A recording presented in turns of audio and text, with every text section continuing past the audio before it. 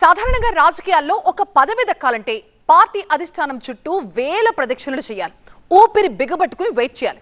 కానీ కర్ణాటకలో మాత్రం సీన్ రివర్స్.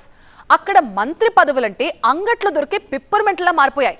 సార్, నాకు పదవి రాలేదు అని ముఖం చిన్నబుచ్చుకుంటే చాలు, వెంటనే ఒక కేబినెట్ ర్యాంక్ కట్టబెట్టేస్తున్నారు సీఎం సిద్ధరామయ్య. కర్ణాటక రాజకీయాల్లో ఇప్పుడు మంత్రి హోదా అనేది ఓ హాట్ కేక్ లా మారిపోయింది. రాజ్యాంగం ప్రకారం కర్ణాటకలో మంత్రుల సంఖ్య 34 దాటకూడదు. ఇది లక్ష్మణ రేఖ. ప్రస్తుతం మంత్రి మండలిలో 32 మంది ఉన్నారు.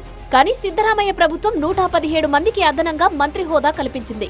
అంటే అధికారిక మంత్రులతో కలిపి మొత్తం 149 మంది మంత్రి స్థాయి ప్రోటోకాల్ ను అనుభవిస్తున్నారు. ఈ హోదాలు కేవలం ఎమ్మెల్యేలకే పరిమితం కాలేదు. పార్టీకి విధేయంగా ఉన్న నేతలు, వివిధ ప్రభుత్వ బోర్డులు, కార్పొరేషన్ల చైర్మన్లకు కూడా ఈ కేబినెట్ ర్యాంక్ కట్టబెట్టింది. మంత్రి హోదా కల్పించడం అంటే కేవలం గౌరవం ఇవ్వడం మాత్రమే కాదు, అది ప్రభుత్వ ఖజానాపై భారీ ఆర్థిక భారాన్ని మోపుతుంది.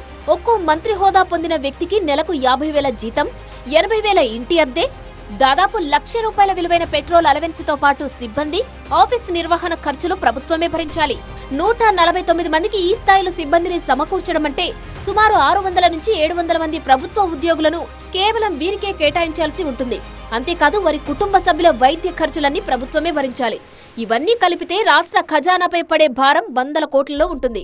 ఇప్పటికే కాంగ్రెస్ ప్రభుత్వం ప్రవేశపెట్టిన 5 గ్యారంటీ పథకాల అమలు కోసం రాష్ట్ర ఖజానాపై భారీ ఒత్తిడి ఉంది. అప్పుల కోసం చూస్తున్న తరుణంలో కేవలం రాజకీయ సంతృప్తి కోసం 149 మందికి ఇలాంటి సౌకర్యాలు కల్పించడం ఆర్థిక బాధ్యతారాహిత్యమని ప్రతిపక్షాలు మండిపడుతున్నాయి.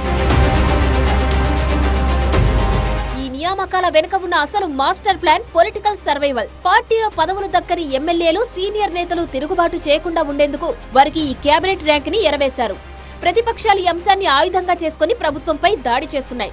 ఇది కేవలం పార్టీ నేతల జేబులు నింపే చర్య తప్ప ప్రజలకు వచ్చే లాభం ఏమీ లేదని బీజేపీ, జేడీఎస్ ఆరోపిస్తున్నాయి.